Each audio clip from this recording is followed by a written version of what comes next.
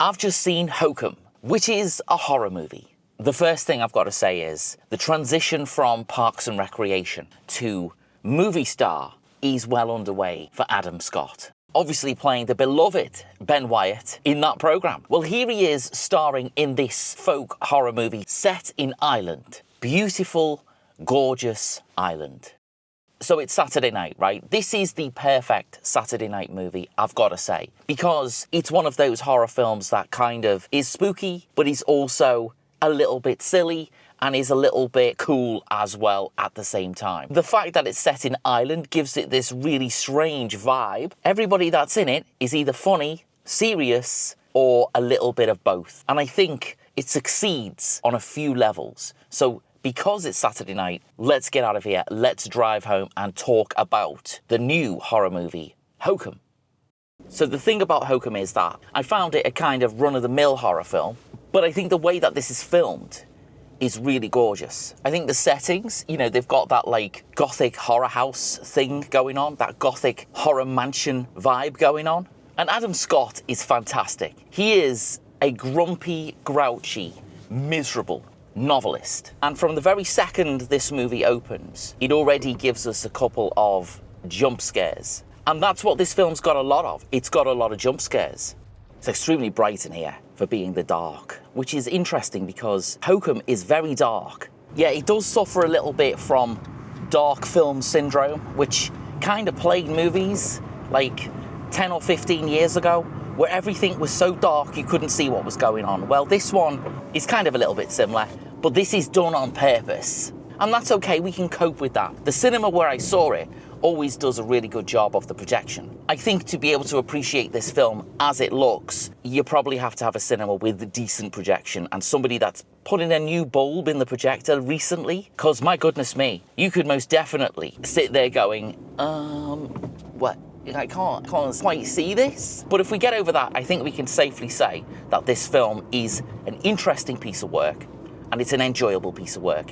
It's pure entertainment though. I mean, I guess it's one of those strange horror movies that pops up every now and then, playing with the whole conjuring scary ghost thing, but it's also a bit witchy. There are a few missed opportunities in here though. I think there are a couple of things that could have really made absolute sense, you know, stood out, felt special, considering how good Adam Scott is. I mean, he's great in this. If you're a fan of Adam Scott, then he's just fab in this film. He plays Mr. Miserable Novelist, as I said before, and I guess his character does have an arc because he becomes slightly less grumpy. And that's good, right? That shows character growth. We're on board with him. He's a kind of anti-hero, if you know what I'm saying. And he's an anti-hero because, well, I don't know, he's just not that pleasant, really. But that's okay. Our movie heroes do not have to be perfect beings, right?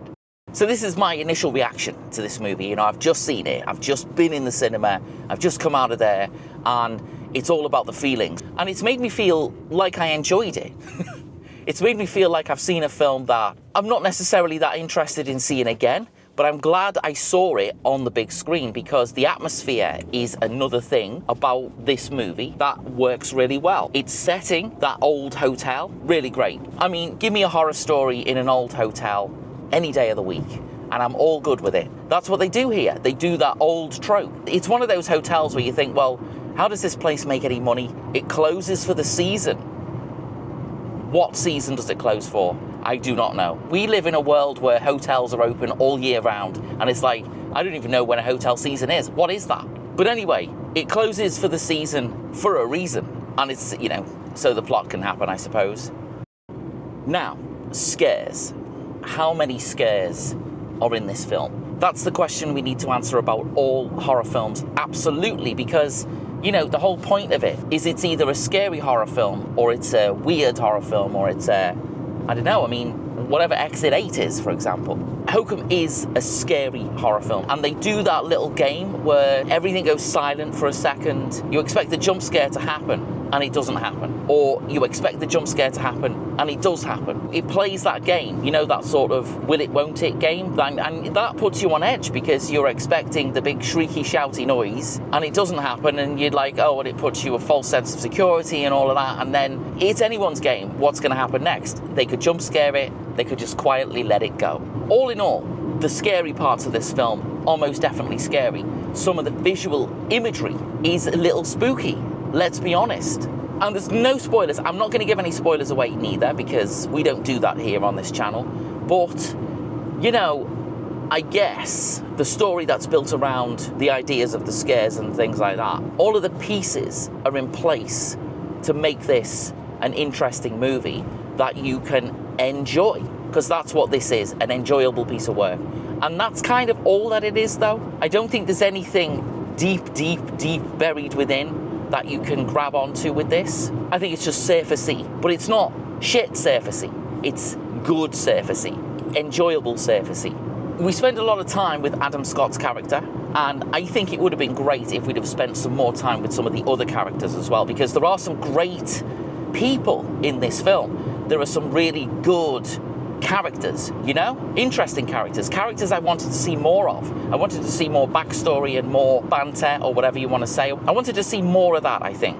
It's well written, though. It's got a really good script. The energy, the characterization that Adam Scott brings to the main character in this film is second to none. I mean, he is great. I find it a little bit odd, though, to see him in a scary film. I see his face and I immediately think of Ben Wyatt. That's immediately what I think. It doesn't spoil it for me, but it most certainly makes me think Leslie Knope's not going to appear out of one of the hotel room doors, right? But that's a me thing. Of course, that's a me thing. If you've never seen Parks and Recreation, doesn't matter, right? And I know he's in Succession, and I haven't seen Succession. My Apple TV subscription ran out, and I haven't renewed it because I already pay enough for all the subscription services that I've got. I might do it at some point, because I know it's supposed to be spectacular. Severance, one day. What are you going to get out of this film? I think you're going to get a dark, very dark, like literally dark, a scary hotel, a writer who is haunted by something, metaphorically and maybe physically as well. You're going to get a movie that is paced really well, that has got a lot of atmosphere about it. There's a group of characters in this that would not sit out of place in something like Father Ted. I wish it would have leaned a little bit more into the whole ghosty thing. I think the witch, right, so there is a witch in it. I don't really know why. Atmospherically, there's a great scene in one of the rooms where the witch is kind of stalking our main character. And I thought that was really well done. I thought it was really well done. The circle of chalk and the thing and this and that and the bed and all of that. That was a really good scene. But overall, I don't know why there needed to be a witch in there. The lore of everything didn't really point towards anything being witchy. I think it would have been fine as just a haunted hotel. But then I suppose one of the plot points might not have worked as a sort of misdirection thing if the witch wasn't there. Again, I still think there was a way of being able to do what they did without the witch. I guess it didn't need it.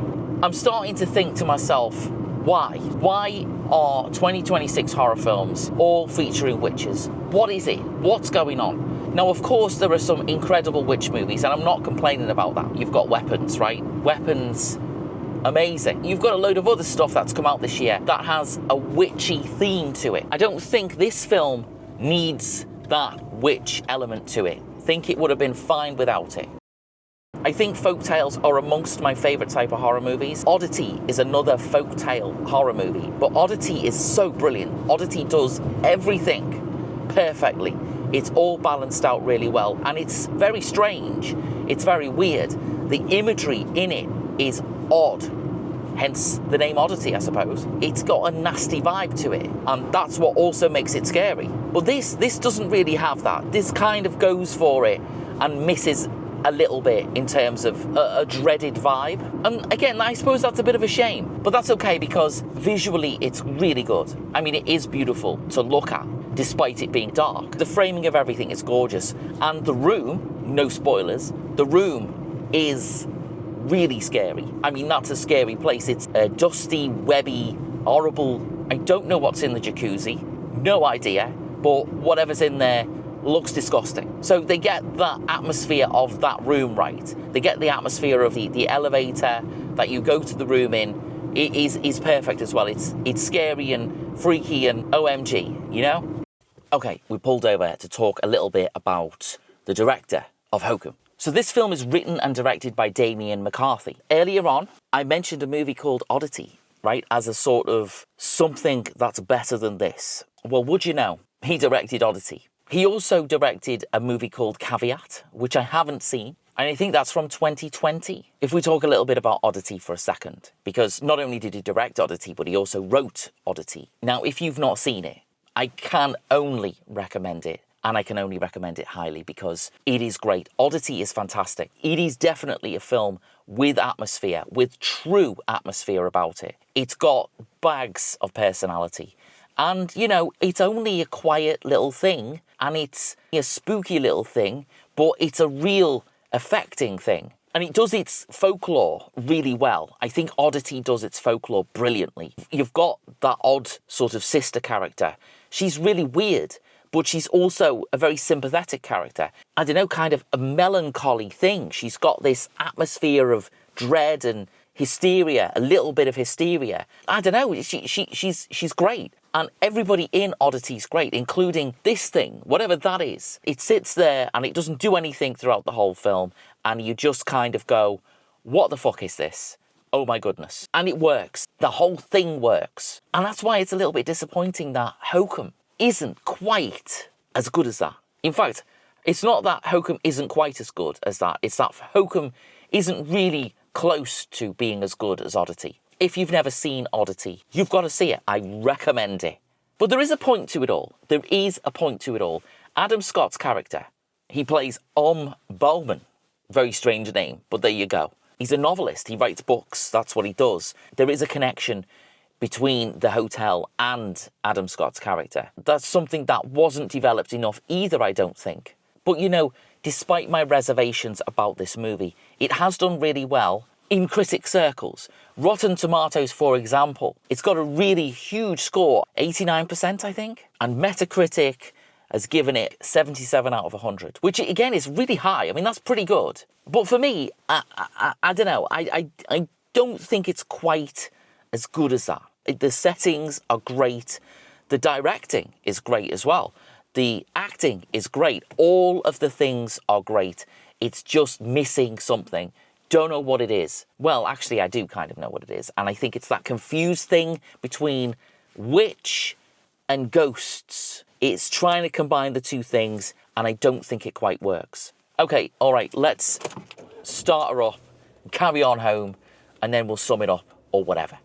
I guess, this being a very tiny mini review, let's sum up Hokum. I did enjoy the process of watching Hokum. The Hokum process, after watching it, kind of makes you think about what you've just seen, and kind of makes you think, well, I mean, it's good, but I think it could have been a little bit better. Adam Scott saves this movie, as do all of the other characters in it as well, which I wish we'd have seen more of, because they all had this interesting thing about them, and they all looked like they wanted to tell us more about themselves. And I wish they did. I wish we'd have seen more from them. But we don't. We see Adam Scott mostly. I love him in this film. I just wish it was slightly better. I wish it was a slightly better film. I wish it had gone for the ghosty thing more than it goes for the witchy thing. In fact, more than it combines the two. And it's like, well, okay. But as I say, it's entertaining, right?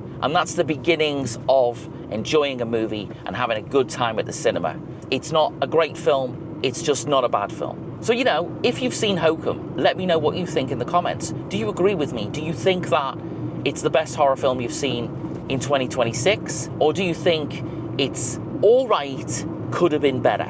That was my mini review of Hokum. I guess I kind of do recommend it. At the same time, you don't really need to go and see this in the cinema. I don't think it's one of those things you have to run out and watch on the big screen. I think it'll be fine on the small screen at home. It's called Hokum and it stars Adam Scott. And it's all right.